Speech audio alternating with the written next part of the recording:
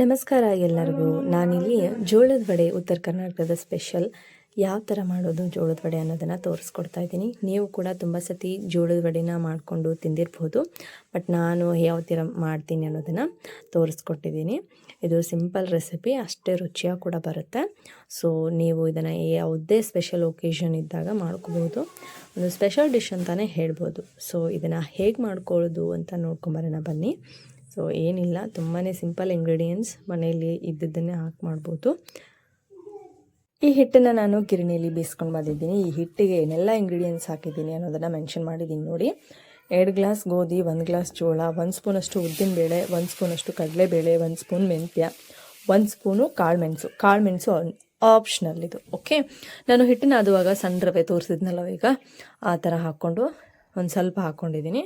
ನಾದುವಾಗ ಸ್ವಲ್ಪ ಸಣ್ಣ ರವೆ ಹಾಕ್ಕೊಂಡು ನಾದ್ಕೊಂಡಿದ್ದೀನಿ. ಹಿಟ್ಟನ್ನು ಸ್ವಲ್ಪ ಗಟ್ಟಿಯಾಗಿ ನಾದ್ಕೊಳ್ಳಿ. ಸೊ ಈ ಮೆಷರ್ಮೆಂಟು ಒಂದು ರಫಾಗಿ ಕೊಟ್ಟಿದ್ದೀನಿ. ಇದು ನಿಮಗೆ ಜಾಸ್ತಿ ಕ್ವಾಂಟಿಟಿಯಲ್ಲಿ ಹಿಟ್ಟು ಮಾಡ್ಕೊತೀನಿ ಅಂದರೆ ಇದನ್ನೇ ಡಬಲ್ ಮಾಡಿಕೊಂಡು ಮಾಡ್ಕೊಳ್ಳಿ. ಸೊ ಇದೆಲ್ಲ ಇಂಗ್ರೀಡಿಯೆಂಟ್ಸ್ ಹಾಕ್ಕೊಂಡು ನಾನು ಹಿಟ್ಟು ಬೀಸ್ಕೊಂಡು ಬಂದಿದ್ದೀನಿ. ಹಿಟ್ಟು ನೋಡಿ, ಫೈನ್ ಪೌಡರ್ ಥರ ಇರಬಾರ್ದು. ಗಿರಣಿಯವ್ರಿಗೆ ಹೇಳಿದರೆ ಈ ಥರ ವಡೆ ಹಿಟ್ಟು ರವೆ ಥರ, ಸ್ವಲ್ಪ ರವೆ ಥರ ತರಿತರಿಯಾಗಿ ಬೀಸ್ಕೊಡ್ತಾರೆ ಅವರು. ಸೊ ನಮ್ಮ ಹಳ್ಳಿಲೆಲ್ಲ ಬೀಸ್ಕೊಡ್ತಾರೆ ಇದೇ ಥರ. ಸಿಟಿಲಿ ಗಿರಣಿ ಇಲ್ಲಪ್ಪ, ನಾವು ಹೋಗೋಕ್ಕಾಗಲ್ಲ ಅಂತಾರು ಜಸ್ಟ್ ಮನೇಲಿ ಜೋಳದ ಹಿಟ್ಟು ಹಾಗೆ ಗೋಧಿ ಹಿಟ್ಟು ಅವೈಲೇಬಲ್ ಇರುತ್ತೆ, ಅದನ್ನು ಮಿಕ್ಸ್ ಮಾಡ್ಕೊಳ್ಳಿ.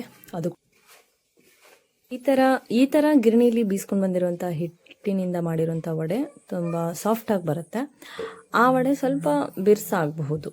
ಸೊ ಈ ಹಿಟ್ಟನ್ನು ನಾದ್ಬಿಟ್ಟು ಗಟ್ಟಿಯಾಗಿ ನಾದಿ, ಸೊ 2 ರಿಂದ 6 ತಾಸು ರೆಸ್ಟಿಗೆ ಇಡಬೇಕಾಗುತ್ತೆ. ಸೊ ಟೈಮ್ ಇಲ್ಲ ಅನ್ನೋರು ಅಟ್ಲೀಸ್ಟ್ 1 ಗಂಟೆನಾದರೂ ಇಡಿ. ಸೊ ನಾನು ಮುಂಜಾನೆ ಮಾಡ್ಕೋಬೇಕಿತ್ತು, ಅದಕ್ಕೋಸ್ಕರ ರಾತ್ರಿನೇ ಕಲಸಿಟ್ಕೊಂಡಿದ್ದೆ. ಸೊ ಈ ಥರ. ಸೊ ಇದಕ್ಕೆ ಒಂದು ಮಸಾಲೆ ಮಾಡ್ಕೊಂಡಿದ್ದೀನಿ ನಾನು. ಇಲ್ಲಿ ಮಸಾಲೆಗೆ ಸಿಂಪಲ್ ಮಸಾಲೆ ಆದ್ರೂ ತುಂಬ ಟೇಸ್ಟಿ ಇರುತ್ತೆ. ಸೊ ಕೊತ್ತಂಬರಿ ಹಾಗೆ ಬೆಳ್ಳುಳ್ಳಿ, ಸ್ವಲ್ಪ ಒಂದು 4 ಬೆಳ್ಳುಳ್ಳಿ ಗಡ್ಡೆಗಳನ್ನು ಒಡ್ಕೊಂಡು ಹಾಕ್ಕೊಂಡಿದ್ದೀನಿ. 8 ರಿಂದ 10 ಮೆಣಸಿನ್ಕಾಯಿ, ಹಾಗೆ ರುಚಿಗೆ ತಕ್ಕಷ್ಟು ಉಪ್ಪು ಹಾಕ್ಕೊಂಡಿದ್ದೀನಿ. ಖಾರ ನೋಡ್ಕೊಂಡು ಹಾಕ್ಕೊಳ್ಳಿ, ಜಾಸ್ತಿ ತಿನ್ನೋರಿದ್ರೆ ಜಾಸ್ತಿ ಹಾಕ್ಕೊಳ್ಳಿ, ನಿಮ್ಮ ಮನೇಲಿ ಕಡಿಮೆ ತಿನ್ನೋರಿದ್ರೆ ಕಡಿಮೆ ಹಾಕ್ಕೊಳ್ಳಿ. ಹಾಗೆ ಒಂದು ಕರಿಬೇವಿನ ಹೆಸರು ಹಾಕ್ಕೊಂಡಿದ್ದೀನಿ, 1 ಸ್ಪೂನು ಜೀರಿಗೆ ಹಾಕ್ಕೊಂಡಿದ್ದೀನಿ, ಅರ್ಧ ಸ್ಪೂನು ಅಜ್ವೈನ್ ಹಾಕ್ಕೊಂಡಿದ್ದೀನಿ. ಸೊ ಇದೆಲ್ಲನೂ ಕಲ್ಲಲ್ಲಿ ಚೆನ್ನಾಗಿ ಪೇಸ್ಟ್ ಮಾಡ್ಕೊಳ್ಳಿ. ಕಲ್ಲಲ್ಲಿ ಇಷ್ಟೆಲ್ಲ ಸಾಮಗ್ರಿಗಳನ್ನು ಕುಟ್ಟೋಕ್ಕಾಗಲ್ಲ ಅನ್ನೋರು ಒಂದು ಚಿಕ್ಕ ಮಿಕ್ಸಿ ಜಾರ್ ಎಲ್ಲರ ಕಡೆ ಇರುತ್ತಲ್ವ, ಅದರಲ್ಲಿ ಬೀಸ್ಕೊಳ್ಳಿ. ಸೊ ನಮ್ಮ ಮನೇಲಿ ಅಜ್ಜಿ ಆಗಿರ್ಬೋದು, ಅತ್ತೆಯಂದ್ರಾಗಿರ್ಬೋದು ಹೇಳೋದೇನಪ್ಪ ಅಂತ ಅಂದರೆ, ಈ ಥರ ಕಲ್ಲಲ್ಲಿ ಮಸಾಲೆಗಳನ್ನು ಕುಟ್ಟೋದ್ರಿಂದ ಟೇಸ್ಟು ತುಂಬಾ ಚೆನ್ನಾಗಿರುತ್ತೆ ಅಂತ ಹೇಳ್ತಾರೆ. ಅದಕ್ಕೋಸ್ಕರ ನಾವು ಕಲ್ಲಲ್ಲಿ ಕುಟ್ಟೋದನ್ನು ಪ್ರಿಫರ್ ಮಾಡ್ತೀವಿ. ಸೊ ಇಷ್ಟು ಸಿಂಪಲ್ ಮಸಾಲೆ ವಡೆಗೆ ಸಾಕು.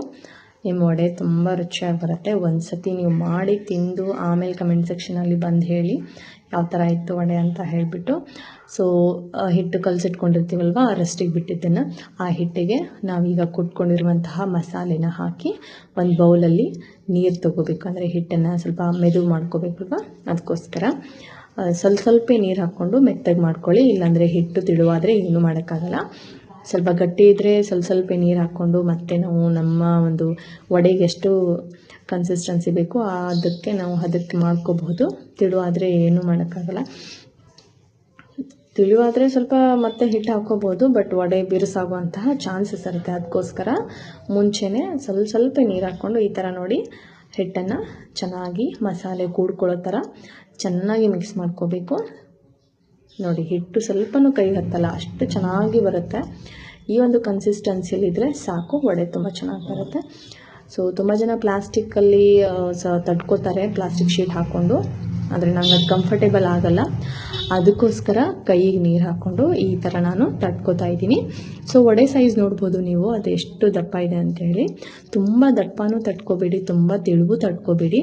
ದಪ್ಪ ಆದರೆ ಹಸಿ ಉಳಿದ್ಬಿಡುತ್ತೆ. ತಿಳುವಾದರೆ ನಿಮ್ಮ ವಡೆ ಸ್ವಲ್ಪ ಬಿರ್ಸಾಗೋ ಚಾನ್ಸಸ್ ಇರುತ್ತೆ. ಅದಕ್ಕೋಸ್ಕರ ಒಂದು ಮೀಡಿಯಮ್ ಸೈಜಲ್ಲಿ ವಡೆನ ತಟ್ಕೊಳ್ಳಿ. ಸೊ ಹಿಟ್ಟಿನ ಕನ್ಸಿಸ್ಟೆನ್ಸಿ ಅಂದರೆ ಏನೇನು ಪದಾರ್ಥಗಳನ್ನು ನಾವು ಹಾಕಿದ್ದೀವಿಲ್ವ, ಅದು ಕರೆಕ್ಟಾಗಿದ್ದರಿಂದ ನಮ್ಮ ವಡೆ ನೋಡಿ ಎಷ್ಟು ಚೆನ್ನಾಗಿ ಉಬ್ಬಿ ಬರ್ತಾ ಇದೆ. ಸೊ ಒಂದು ವಡೆನೂ ಕೆಟ್ಟಿರಲಿಲ್ಲ, ಎಲ್ಲ ವಡೆಗಳು ತುಂಬ ಚೆನ್ನಾಗಿ ಉಬ್ಬಿ ಬಂತು. ಸೊ ಅಷ್ಟೇ ಬಾಯಲ್ಲಿ ಸಾಫ್ಟ್, ಅಷ್ಟೇ ರುಚಿಯಾಗೂ ಇತ್ತು. ನೋಡಿ ಎಷ್ಟು ಚೆನ್ನಾಗಿ ವಡೆಗಳು ಉಬ್ತಾ ಇದೆ ಅಂತ ನೋಡ್ಬೋದು ನೀವು. ಬಿಸಿ ವಡೆ ತಿನ್ನೋದಕ್ಕೆ ತುಂಬಾ ರುಚಿಯಾಗಿರುತ್ತೆ. ಆರಿದ ಮೇಲೂ ತಿನ್ಬೋದು, ಬಟ್ ನನಗೆ ಟೀ ಜೊತೆಗೂ ಟೇಸ್ಟು ಚೆನ್ನಾಗಿರುತ್ತೆ. ನನಗೆ ಇಷ್ಟ ಟೀ ಜೊತೆ ವಡೆ ತಿನ್ನೋದು.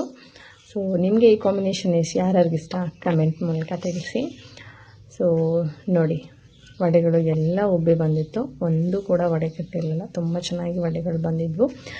ಈ ಥರ ಒಂದು ಸಿಂಪಲ್ ಆಗಿರೋ ರೆಸಿಪೀಸು ನಮ್ಮ ಚಾನಲಲ್ಲಿ ಬಂದೇ ಬರುತ್ತೆ. ಸೊ ನಮ್ಮ ಚಾನಲ್ನ ಸಬ್ಸ್ಕ್ರೈಬ್ ಮಾಡ್ಕೊಳ್ಳಿ. ಈ ವಿಡಿಯೋ ನಿಮಗೆ ಇಷ್ಟ ಆದರೆ ಖಂಡಿತವಾಗ್ಲೂ ಒಂದು ಲೈಕ್ ಮಾಡಿ. ಈ ರೆಸಿಪಿ ಇಷ್ಟ ಆದರೆ ಸೊ ಕಮೆಂಟ್ ಮೂಲಕ ತಿಳಿಸಿ.